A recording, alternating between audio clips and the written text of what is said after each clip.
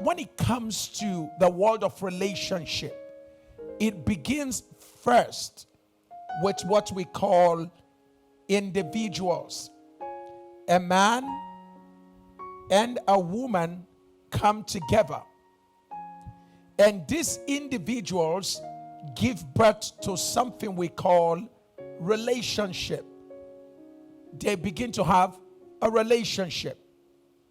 As a result of their relationship, what you then have is that a marriage is born.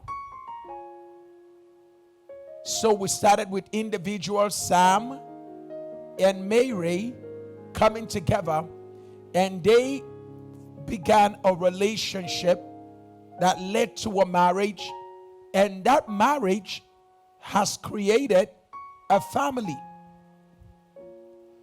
And that family, which is the Oye's family, is now giving back to society and the world at large.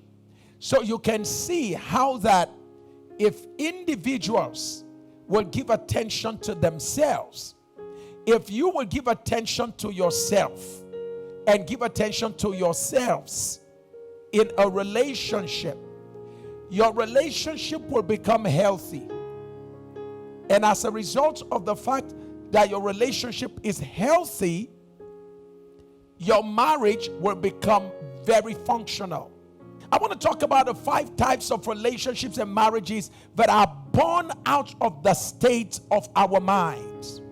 In essence, before you blame a witch, before you blame your mother-in-law, before you blame your brother-in-law, and before you start blaming the girl sleeping with your husband or the man looking out for your wife, before you blame any of them, why don't you give attention first to our state of mind and ask ourselves, is it possible that we're trying to deal with reaction when we are not dealing with the causal reason for that reaction?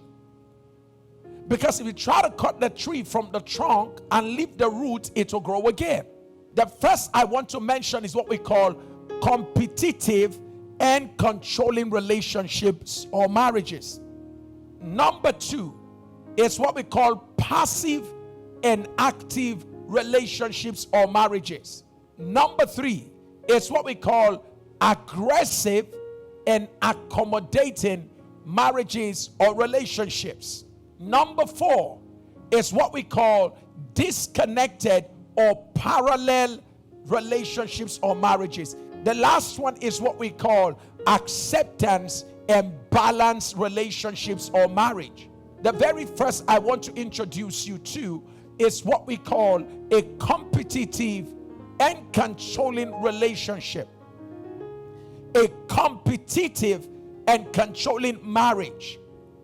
Whether you're single or you're married, you can find yourself in a competitive and controlling relationship or marriage if you're married.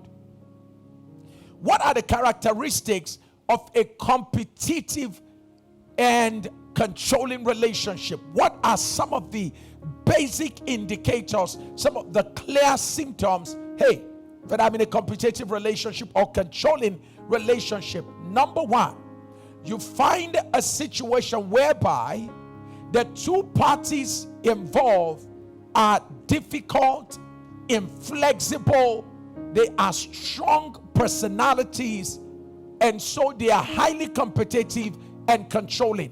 What we are saying here is that we have 2 individuals in a relationship, and these 2 individuals, they either compete with each other. Every little thing is a competition. I want to be the one that everybody hears. I want to be the one that everybody sees. I want to be the one that everybody prays or praises. I want to be the one that answers questions. I want to be the one that holds the money. I want to be the one. There's this thing about competition. In a marriage where there's competition, there's always this subliminal, quiet, cold approach to making sure I outdo my partner. Now, in that same marriage, you always have something we call control. There's another partner in that kind of marriage usually that likes to control. I want to be in control. I want to be in charge. My words are final. Very difficult partner.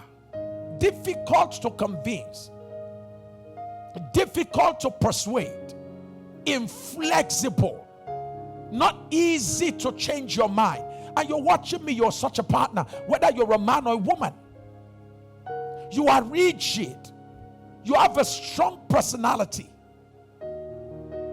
There is something about you that causes you to always want to hold on to the power in the relationship. It's a conscious or subconscious desire to be the one that holds the power in the relationship. What kind of emotional climate does that kind of situation create in a marriage? Very clear. In that kind of marriage where there is competition, in that kind of relationship where there is competition, control, secret desire to be in charge, you are inflexible, you are not teachable, you are not correctable, you are difficult, you are just so tough. In that kind of relationship, the emotional climate is that of tension. It's not a good place at all. That kind of relationship will lead to tension. Marriage will become tensed up, and over time it will create a family that is a tensed up kind of family. It is important to understand that the long-term effect of allowing competition and desire for control, the long-term effect of it is that I don't care to know whether you have angels watching over your marriage. I don't care to know how many times you anoint yourself with oil. If you allow competition and control to continue your marriage, over time, what will be the ultimate effect is that it will end up in a breakup or a divorce. Number 2 is what we call the passive and active relationship or marriage. Passive and active relationship or marriage. What that tells us is that in this kind of marriage, there are 2 kinds of individuals.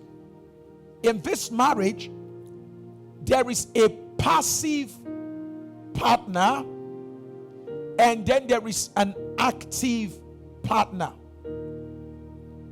So the passive and the active relationship or marriage is a marriage where, unlike the competitive and the controlling, where there's a partner that is competitive and the other partner is controlling, in this marriage, a partner is active, the other partner is passive.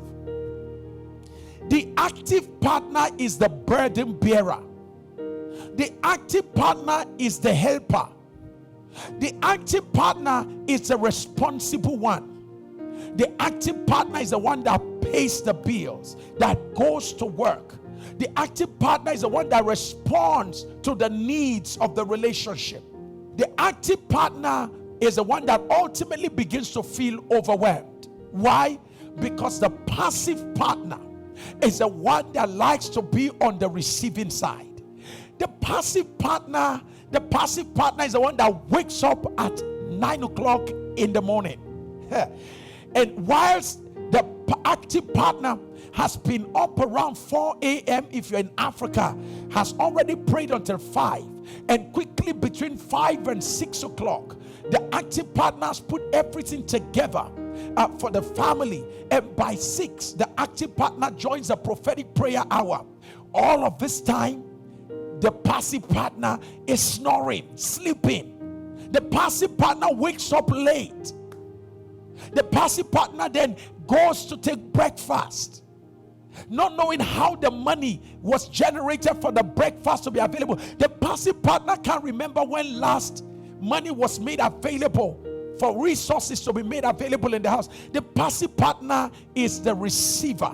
So it's important to know that such a relationship, you may be enjoying it now.